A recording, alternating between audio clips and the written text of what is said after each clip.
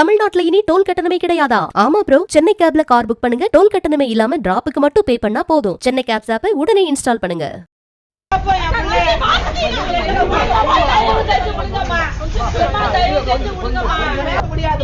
எந்த உயிரை வேணா அவனை எடுத்துக்கிட்டு அப்படி என்ன அவனை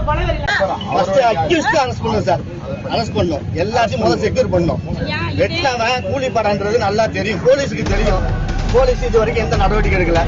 வீட்டுல போய் இது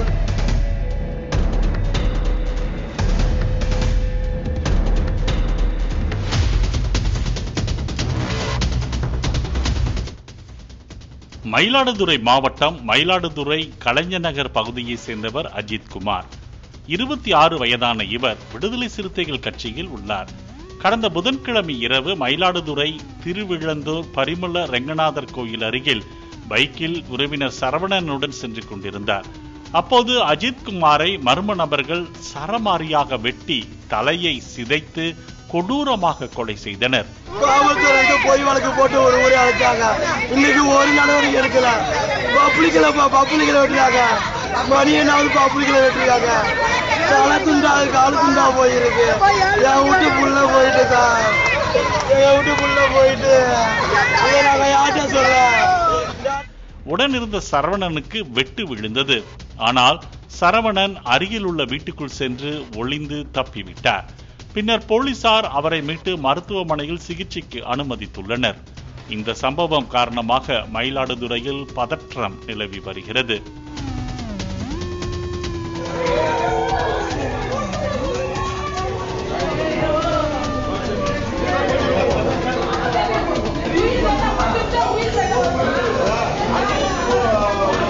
குற்றவாளிகளை கைது செய்ய 4 தனிப்படைகள் அமைக்கப்பட்டது.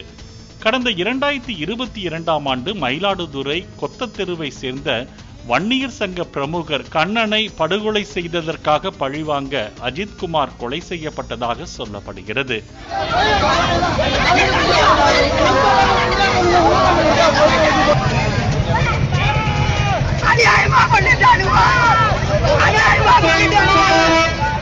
கண்ணன் படுகொலை செய்யப்பட்ட வழக்கில் கைது செய்யப்பட்ட அஜித் குமார் ஜாமீனில் வெளியே வந்து சுற்றி வந்துள்ளார்.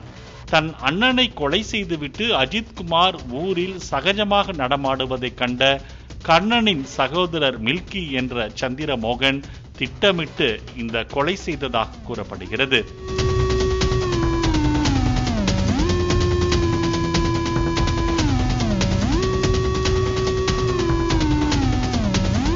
தொடர்ந்து காயமடைந்து சிகிச்சையில் உள்ள சரவணன் அளித்த வாக்குமூலத்தின் அடிப்படையில் கண்ணனின் சகோதரர் மில்கி என்ற சந்திரமோகன், மணக்குடி சதீஷ், மயிலாடுதுறையை சேர்ந்த பாம் பாலாஜி, சித்தமல்லியை சேர்ந்த ஸ்ரீராம், திருவிழந்தூரை சேர்ந்த சந்திரமௌலி, வக்காரமாரியை சேர்ந்த மோகன்தாஸ், தர்மபுரம் பகுதியை சேர்ந்த சத்யநாதன் ஆகிய 7 பேரை போலீசார் கைது செய்துள்ளனர்.